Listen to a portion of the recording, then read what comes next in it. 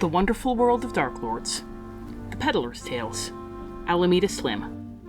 Enclosed, the deed to a small farm called the Little Patch of Heaven, as well as to its livestock.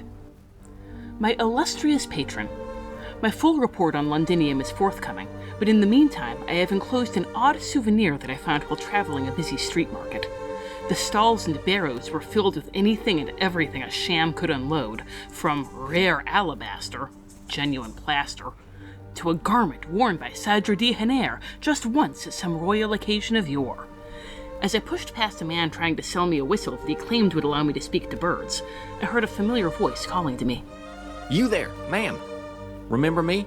I sold you a genuine DeVille fur coat for a song back in Sunnyside. I've got another deal for you. I recognized the glib peddler from Sunnyside, but while he was undoubtedly the same man, the accent I remembered had been replaced by another. I was curious about the discrepancy, and in any case, I could hardly pass up another opportunity to add to my patron's store of knowledge, even if it meant haggling for more finery on his behalf. I remember your face, but between the accent and the clothes, you look like a different man. Are you in some kind of trouble? Me? A man notorious for nothing but honesty? No, ma'am. It's just that when you make your living peddling to the common folk, it pays to accommodate local tastes. The same accent can draw a crowd in one market and a mob in the next, as you must know yourself from your own travels. A fair point. If you want to avoid mobs, I recommend you steer clear of Notre Dame with any accent. What are you selling this time? Well, if I told you I was selling a piece of heaven, you'd walk away. No, ma'am, I said if. I wouldn't make a pitch like that to a canny, tough-minded customer such as yourself. The peddler produced a scroll case, from what sleeve or hidden bag I have no idea, and displayed it with a grin. I'm selling a piece of heaven with a deed. You see, way out west, or maybe east, I may have gotten turned around since then, in a land where ranching barons rule over ranges that stretch as far as the breathtaking open sky, there's one little farm, smack in the middle, where an even greater beauty lies on just 120 affordable acres. I'm not talking about a pretty little patch of rural life, although it is that. I'm talking about true divinity out there among the dairy cows. I said heaven, and I mean heaven. Heaven is on a farm, and you have the deed. Supposing this farm exists just for the sake of getting to the heart of your nonsense, what could have possibly persuaded the previous owner to sell? Well, ma'am, how do you reckon you'd do in a scrap against a couple dozen cows?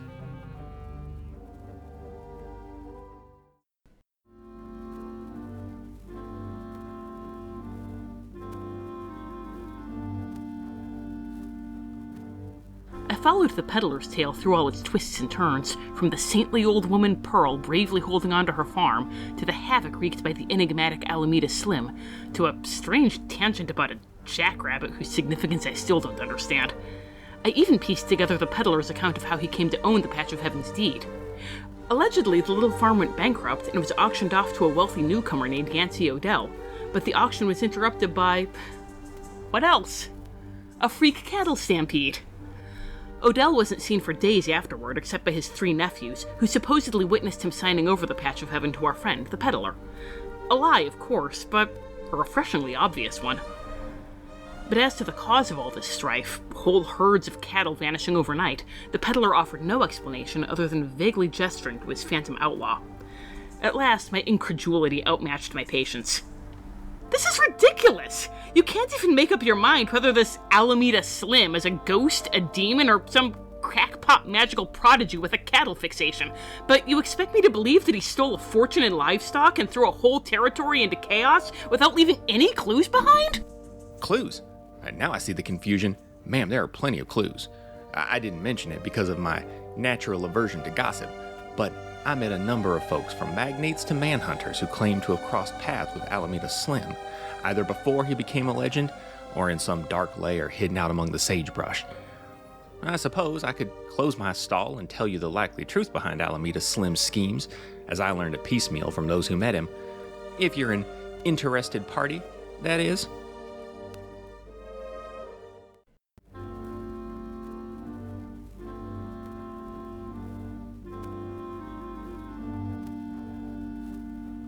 The peddler proffered the deed and demeaned us both with a disingenuous smile. I handed over the gold. After all, what if these stories were not just ridiculous lies, and the little patch of heaven were not just a quaint dairy farm? Surely the right choice was to buy the deed along with the stories, and leave it to my patron to discern the true value of his new property.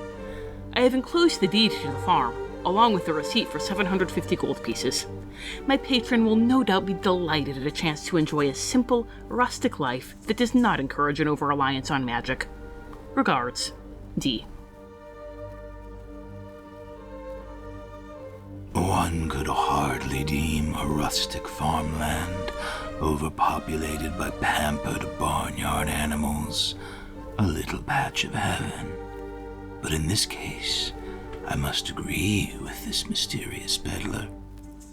Many would give their very soul for a taste of the divine, but it appears a mere 750 gold will suffice.